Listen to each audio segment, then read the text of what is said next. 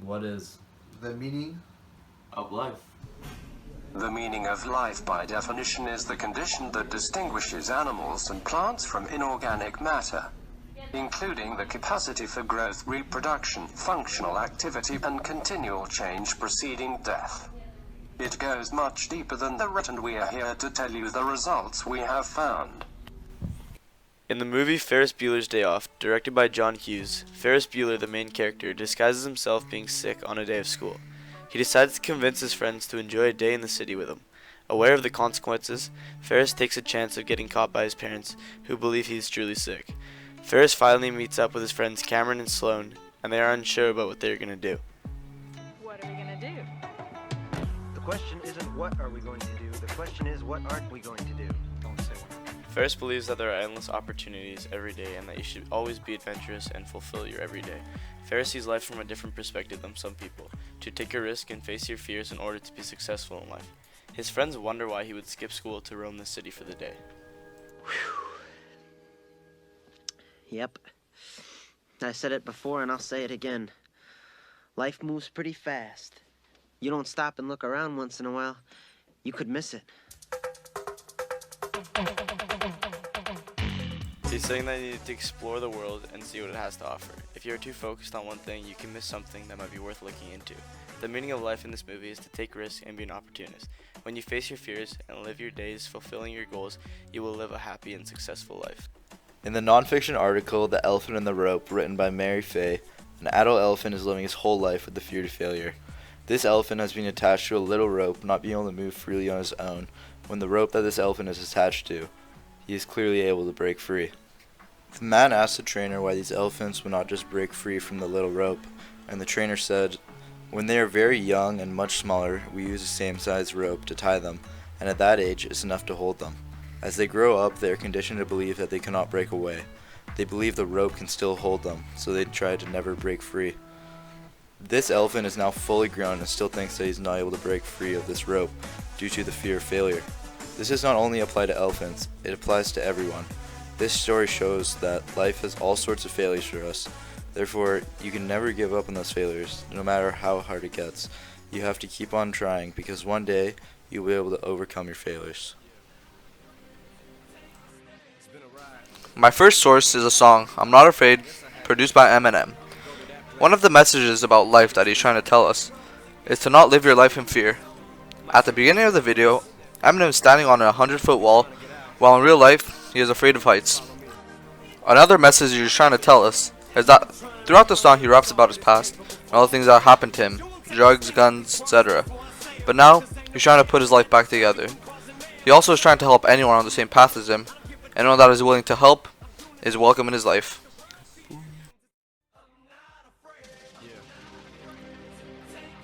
It's been a ride. I guess I had to go to that place to get to this one. To Eminem, the meaning of life is to not live your life in fear, hence the name I'm Not Afraid, and to get clean for his family and everyone else around him. For another source I did the story The Outsiders, written by S.E. Hinton. There is a mass rivalry between the Greasers and the Sox. The rivalry continues throughout the story on multiple occasions, leading to fights and learning how there can be such hatred between different groups of people. The Sox are the rich kids and the Greasers are the low-life poor kids. When Johnny was stabbed and slowly dying, he wanted Ponyboy to stay true to himself. Stay gold, Ponyboy, stay gold. He's telling Ponyboy to stay strong, although Johnny won't be there to guide him through it anymore. He is capable of completing tasks on his own. The Greasers were always independent until the Sox came along. They grew up on the outside of society. They weren't looking for a fight, they were looking to belong. The Greasers were always together. They were there for one another, always had each other's backs. Ponyboy lived a harsh life and nothing was easy for him growing up. He had to create himself opportunities. The meaning of life in this story is that life won't always be fair to you. Obstacles will be thrown at you, such as hierarchy. You won't always be at the top, you have to work for it. Work to serve your purpose in life and make an impact on your future and one another. In the movie Wreck-It Ralph by Rich Moore, Ralph is known as the bad guy, but in reality, he is one of the most lovable guys in the movie. All he wants to do is change the way people look at him. He's programmed to destroy stuff while Felix, the good guy, comes in and fixes everything. Felix gets the spotlights and the medals for doing this while Ralph walks off in shame. Ralph likes to act like the good guy, but no one perceives him that way. His whole life he's been trying to be a good guy, but everyone is telling him that he is bad, and it's the right thing. Since he is programmed to be bad, he tries to convince himself by saying, "I'm bad and that's good." I get this is for identity too, but with the question so big, it's kind of hard not to link stuff like identity into it. But in the end, the meaning of life for Ralph is to be perceived a different way, to be known as someone else, other than the guy that destroys stuff. In the short story Greedy Boy, written by Kids World Fund, there are two boys who are twins, being completely identical appearance-wise, but the exact opposite for everything else. One of the boys was Sam, a very generous and selfless person, while on the other hand there was Tom, who was very greedy and selfish. Sam and Tom's dad is very wealthy and told Sam and Tom that they have gotten to the age that he is going to share his fortune with them equally. However, Tom did not agree. Tom said whoever proved to be more intelligent and strong should get a bigger share of the wealth. Sam and the father agreed with Tom's conditions, and the father made a challenge for the two to see who would get more money. The challenge was to walk as long as you can and return home safe before sunset. When Sam and Tom went out for the race, Sam followed the rules, walking slowly yet steadily, while on the other hand, Tom sprinted. Sam walked as far as possible until he saw he would have to start walking back home so he would make it back in time. Tom, on the other hand, with his greed to earn more money, walked twice as long as Sam and thought he would still be able to return home before sunset. He hurried back when he saw the sun turn orange. Unfortunately, he could not even make it halfway home as the sun started to set.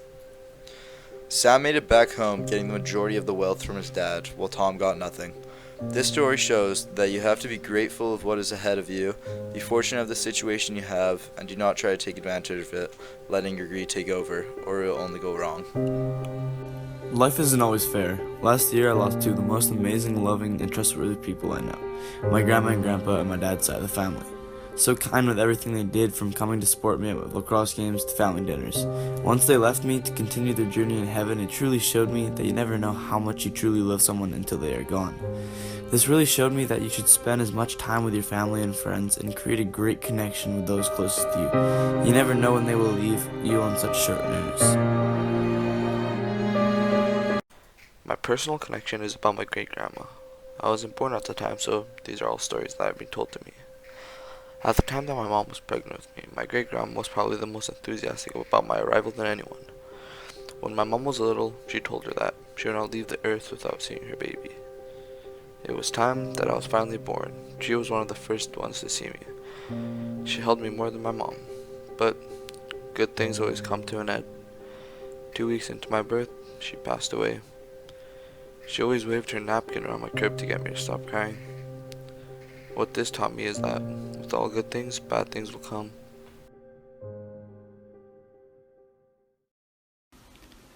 One year, my soccer team was first place ahead of the second place team by 1 point, and we played the second place team in our last game of the season. If the second place team were to beat us, they would finish in first place and go to provincials, and we would finish in second and not go to provincials. Although, if we either tied or won the game, we would come in first place and go to provincials. The game started and played for 80 out of the 90 minutes before anything had happened. In the 80th minute, my team passed the ball to me across the goal, 6 yards out for a wide open net, and I went to kick the ball to most likely get the game-winning goal for our team and go on to provincials, but as I went to kick the ball, it just didn't connect right with my foot, and I completely missed the net.